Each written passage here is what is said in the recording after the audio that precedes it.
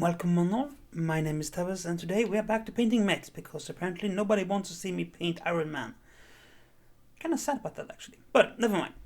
We are painting a wasp today from the Office Strike box, and what you're going to see now is a quick collage of 3 images of me basically spray painting this in 3 different shades of brown and orange. But I can't currently film when I spray paint, so you get the still images instead. But in essence, started off with a dark brown, hit that with a slightly light orange, and then topped it off with a bright orange on top. The concept for this one is one of those barn finds, but not really a barn find, because it's sitting outside. It's one of those wood finds that you see YouTubers like. It's like, oh, this has been abandoned for 45 years. Will it start? Well, this mech's been abandoned for about 100 years. Will it start? So yeah, the idea is basically a mech that have rusted through a lot of the outer layer protecting it. I got the inspiration of the design of the browns and oranges actually from images of burnt out tanks. As bizarre as that sounds, but right, that's a good design. I don't know if mechs actually can rust, because I don't think there's actually metal on the outside. It's some sort of ceramic hybrid fusion thing. So I don't think they technically can rust. But it's visually very striking. So I went with this anyway. And what I do now is basically applying a thin layer of a bluish white color. I think it's my favorite. No, I think it's Bishop Grey actually this time around, but it doesn't matter. A greyish white or a bluish white, whatever works for this case. It's not important per se. Pick the color you like.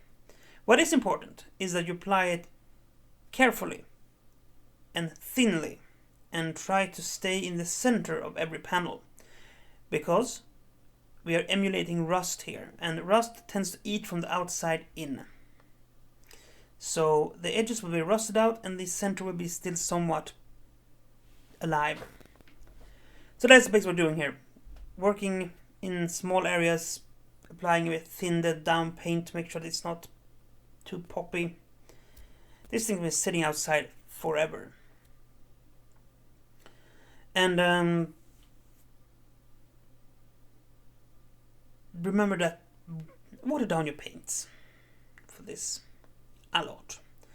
If you have, use a wet palette to keep it nice and liquidy for a long time. Otherwise, you're going to have to do it over and over again. I recommend a wet palette. If you don't have a wet palette, get a one of these dish rags, basically, like a Wettex or something like that, and some parchment paper. Put that in a little box, and you have a wet palette. It's not more difficult than that. They try to make it sound more difficult than that, but it's not more difficult than that. Also, another good thing to do with this is, if you're do this, imagine places where the rain and sun wouldn't hit as much, and make sure the paint is more alive in those areas, like under the shoulders, under the arms, because, well, weather.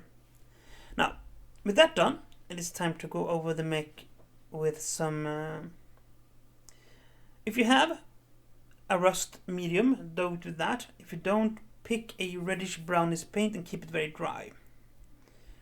Almost dry brushing dry. Me, I'm using the rust effect paint from Army Painters, so I mean your mileage may vary.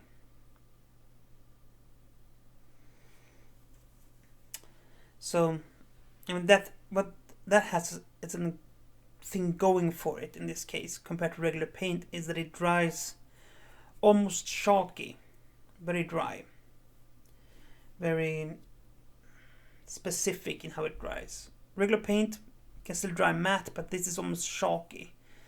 So you apply it to 2 areas where like things would accumulate, rust would build up, like flat surfaces. This is why the top of the mech doesn't have anything left, because it's really been sitting out in acid rain shit, basically.